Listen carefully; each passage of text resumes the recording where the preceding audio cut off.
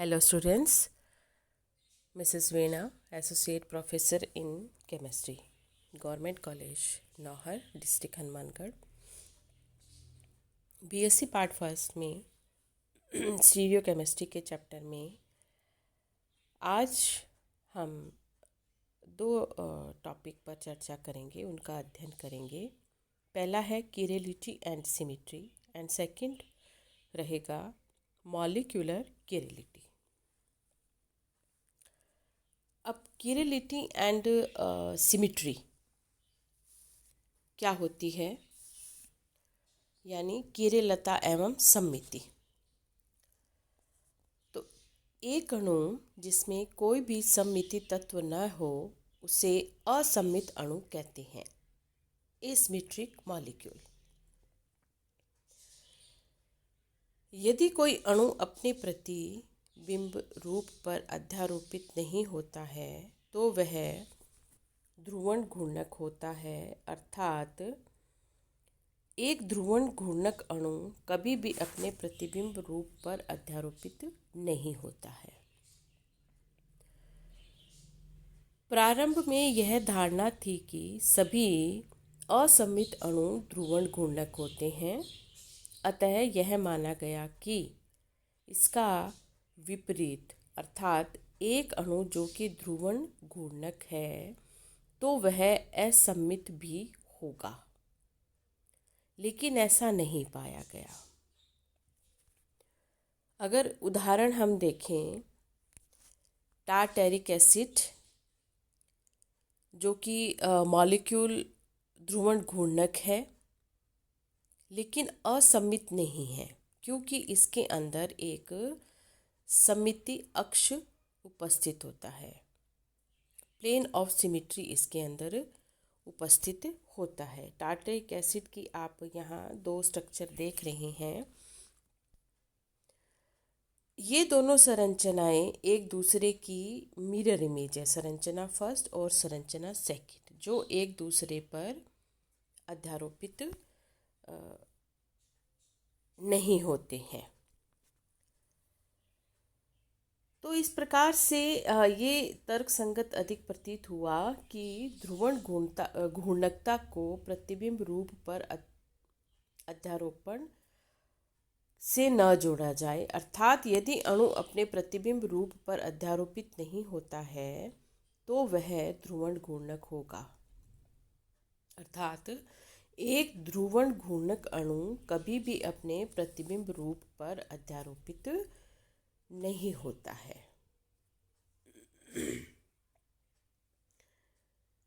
लेकिन किरेल केंद्र की उपस्थिति ध्रुवण घूर्णकता के लिए आवश्यक शर्त नहीं है, या यूं कहें कि एक अणु में किरेल केंद्र होने के बावजूद वह ध्रुवण अघूर्णक हो सकता है। और इसका एग्जाम्पल है वो है मीसोटार्टरिक एसिड। अब मीसोटार्टरिक एसिड में दो किरेल केंद्र होते हैं, लेकिन इसके अंदर एक प्लेन ऑफ सिमेट्री उपस्थित होती है, जिसके कारण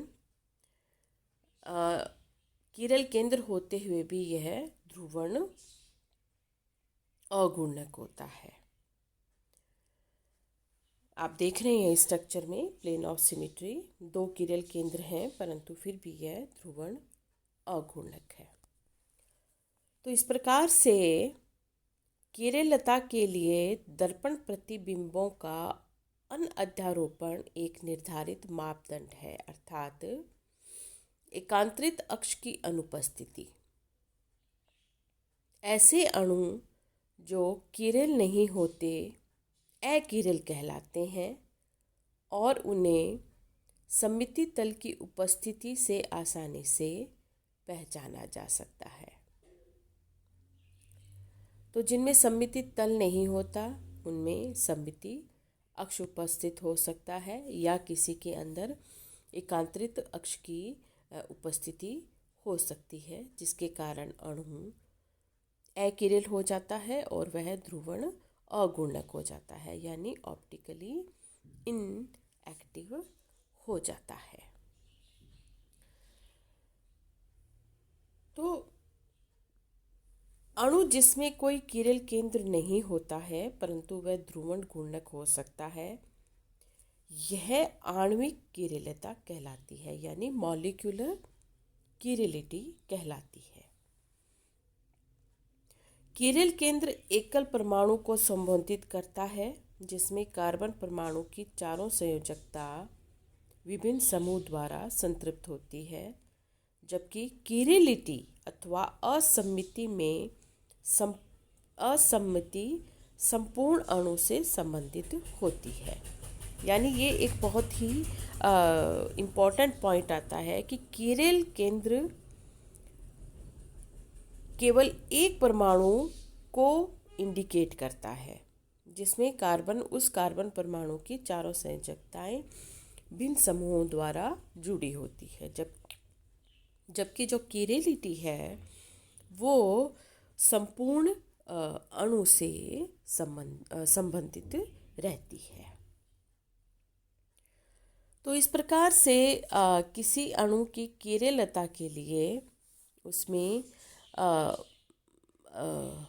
असम्मित होना ज़रूरी है उसका, तभी उसके अंदर और ये भी आवश्यक है कि वो दो दर्पण प्रतिबिंब बनाए जो कि नॉन सुपर इम्पोजेबल हो। एक प्लेन पोलराइज्ड लाइट को क्लॉकवाइज डायरेक्शन में घुमाता है, जबकि दूसरा प्लेन पोलराइज्ड लाइट को एंटी क्लॉकवाइज डायरेक्शन में रोटेट करता है। तो इस प्रकार से non super imposable mirror image बनाता है। अब जो नेक्स्ट टॉपिक है वो है मॉलिक्यूलर किरलिटी, यानी आणविक किरणलता। ऐसे अणुओं की चर्चा इसके अंदर होती है जिनके अंदर किरण केंद्र की उपस्थिति नहीं होती, लेकिन फिर भी वह ऑप्टिकली एक्टिव होते हैं, प्रकाशिक समावयवता का प्रदर्शन करते हैं। तो मॉलिक्यूलर किरलिटी मतलब optical isomerism in molecules without किरल centre. तो एक अणु में ध्रुवण घूर्णक होने के लिए किरलिटी एक आवश्यक व पर्याप्त शर्त है, जबकि दूसरी तरफ किरणलता के लिए किरण केंद्र का होना आवश्यक शर्त नहीं है। अर्थात किरलिटी कुछ अन्य तत्वों की वजह से होती है, जैसे तो इस प्रकार से हम कह सकते हैं कि एक अणु किरण केंद्र की अनुपस्थिति में भी किरण हो सकता है। इसी फिनोमिना को, इसी परिघटना को आणविक किरणलता कहते हैं। मैं पुनः रिपीट करती हूँ कि एक अणु किरण केंद्र की अनुपस्थिति में भी किरण हो सकता है और इसी फिनोमिना को मॉलिक्यूलर किरलिटी कहा जाता है। अब मॉलिक्यूलर किरलिटी किन किन में हो सकती है, मतलब उनके लिए कौन से मुख्य बिंदु है जो कि किसी अणु की आणविक किरणलता को प्रदर्शित करता है। तो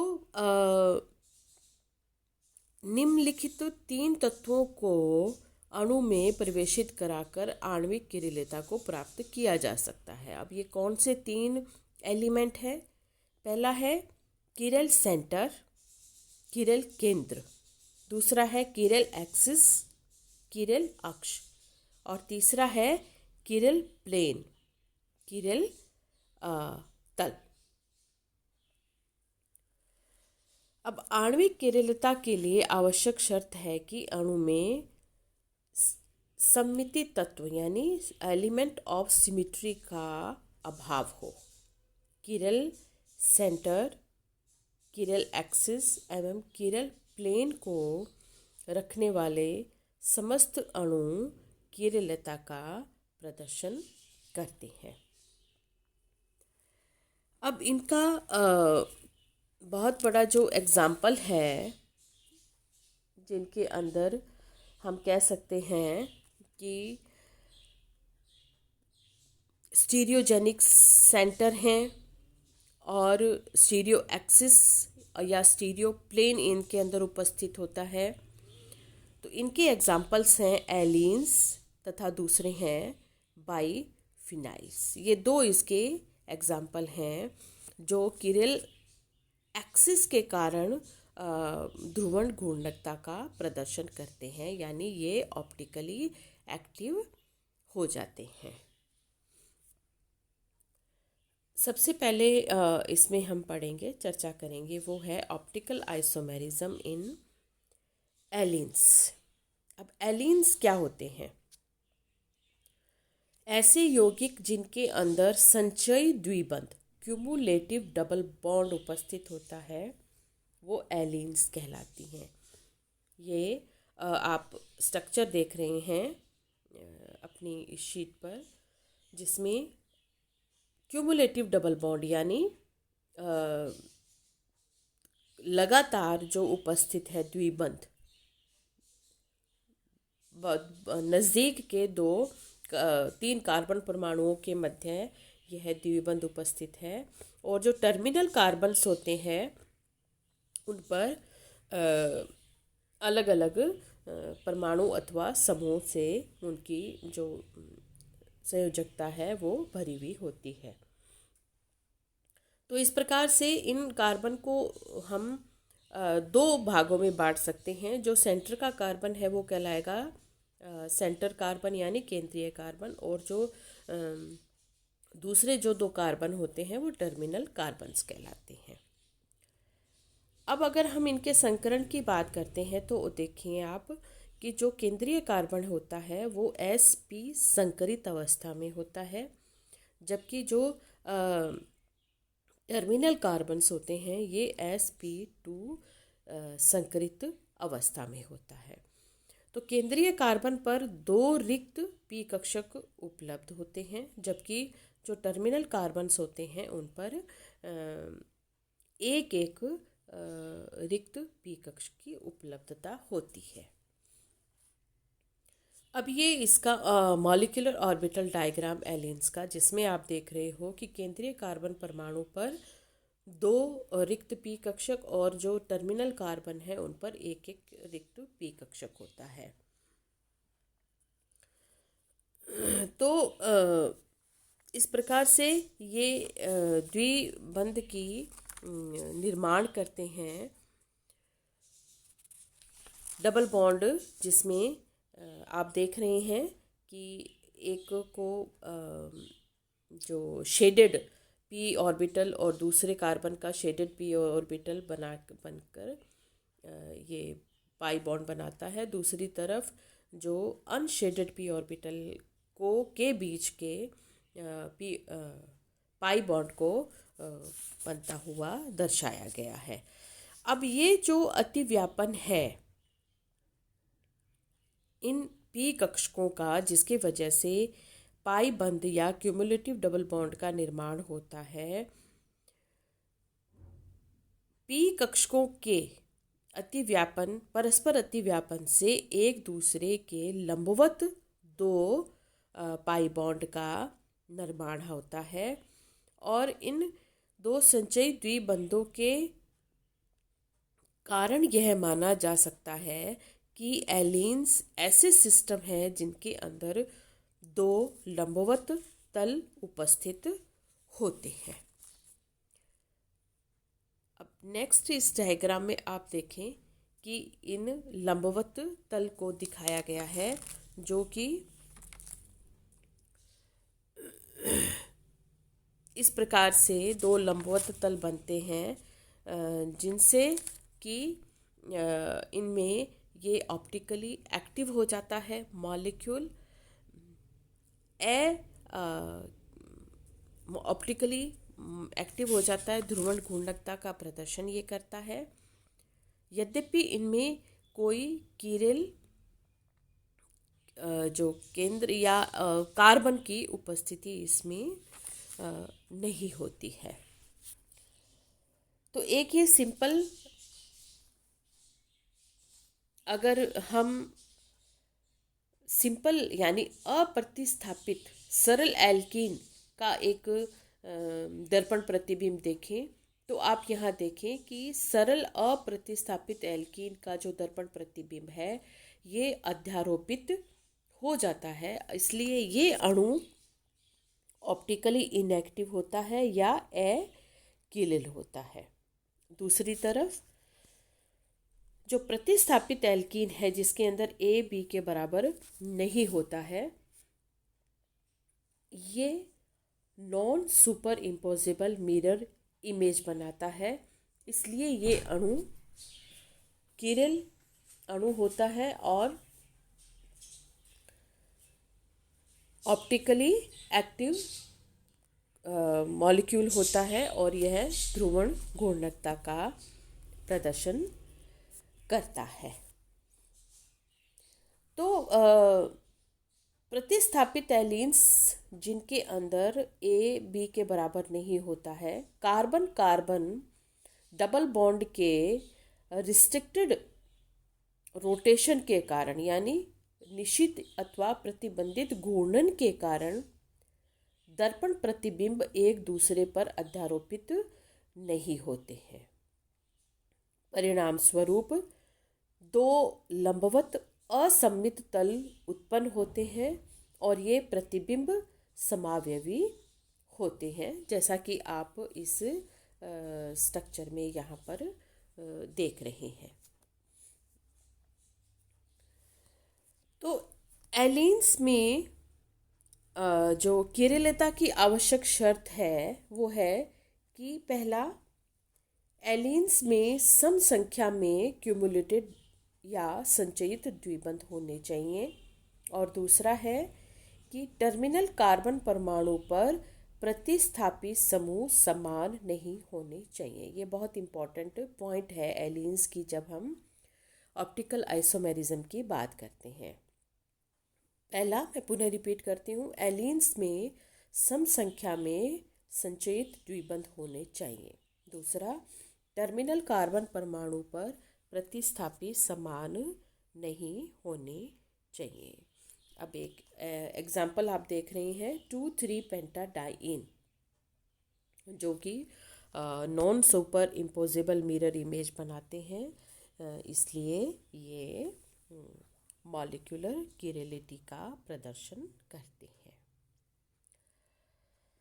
सेकंड जो एग्जाम्पल है मॉलिक्यूलर किरलिटी का वो है biphenyls, optical isomerism in biphenyls, जो कि प्रकाशिक समावयवता का प्रदर्शन करते हैं। अब बाइफिनाइल्स क्या होते हैं? दो फिनाइल रिंग्स एक सिंगल बॉन्ड द्वारा आपस में जुड़ी होती है। यह बंध पाइवोटल बंध कहलाता है, पाइवोटल बॉन्ड कहलाता है। आप देख रहे हैं कि दो रिंग्स एक सिंगल बॉन्ड से बंधी होती है, और आप जानते हैं कि इसमें कार्बन परमाणु sp2 संकरित अवस्था में होता है, और ये जो बॉन्ड सिंगल बॉन्ड ये sp2 सिग्मा बॉन्ड होता है। तो बाइफेनिल्स की अगर क्रिस्टल संरचना देखते हैं तो दोनों फिनाइल रिंग्स एक ही तल में होती है, इसलिए अणु समतलीय होता है। परंतु विलयन अथवा वाष्प अवस्था में जो कार्बन परमाणु हैं 2 and 2' तथा 6 and 6' हाइड्रोजन की त्रिविम अंतः क्रिया स्टेरिक इंटरएक्शन के कारण दोनों फिनाइल रिंग्स 45 डिग्री के कोण पर एक दूसरे से संयुग्मित रहती है, जिसके कारण यह अणु ऑप्टिकली एक्टिव हो जाता है और मॉलिक्यूलर किरेलिटी का प्रदर्शन करता है।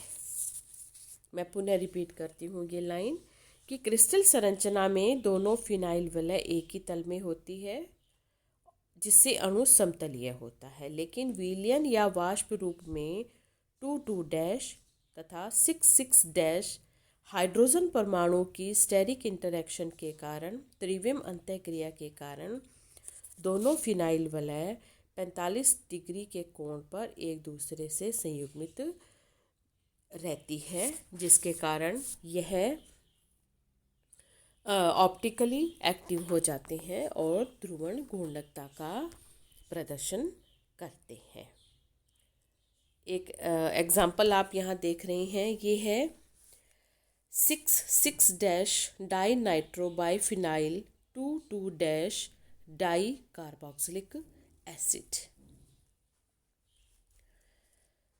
तो अगर इन बाइफिनाइल्स की ऑर्थो प्रतिस्थापी समूहों की जो स्टेरिक इंटरैक्शन के कारण फिनाइल फेनेल जो सिंगल बॉन्ड है उनमें उनका घूर्णन निषिद्ध हो जाता है, यानी रिस्ट्रिक्टेड रोटेशन हो जाता है, तो दोनों फिनाइल रिंग्स भिन्न भिन्न तलों में रहती हैं जो एक दूसरे के लंबवत होती हैं, तथा इसके परिणाम स्वरूप अणु सममित नहीं होता, यानी असममित हो जाता है और किरेल हो जाने से प्रतिबिंब समावयवता का प्रदर्शन करता है। प्रतिबिंब समावयवियों के बीच एनर्जी बैरियर भी बढ़ जाता है और वह 80 से 100 किलो जूल प्रति मोल से अधिक हो जाता है। इसी कारण इन स्टीरियो आइसोमर्स को कमरे के ताप पर वियोजित करना संभव हो जाता है। अब इसके अंदर बहुत इम्पोर्टेंट पॉइंट ये है कि यदि किसी बाइफिनाइल में समान प्रतिस्थापी समूह उपस्थित हो तो वह अणु किरेलता का प्रदर्शन नहीं करता है, यानी ऐसा अणु ऑप्टिकली एक्टिव नहीं होता है, प्रतिबिंब समावयवता का प्रदर्शन नहीं करता है। बहुत ज़रूरी है कि इसमें इन वलय पर असमान प्रतिस्थापी समूह जुड़े हुए हों, जिससे यह आणविक किरेलता का प्रदर्शन करता है और वह अणु ऑप्टिकली एक्टिव हो जाता है। So thank you students. आज की इस क्लास में हमने किरेलिटी एंड सिमेट्री तथा मॉलिक्यूलर किरेलिटी की हमने चर्चा की, उसका अध्ययन किया। Thank you so much.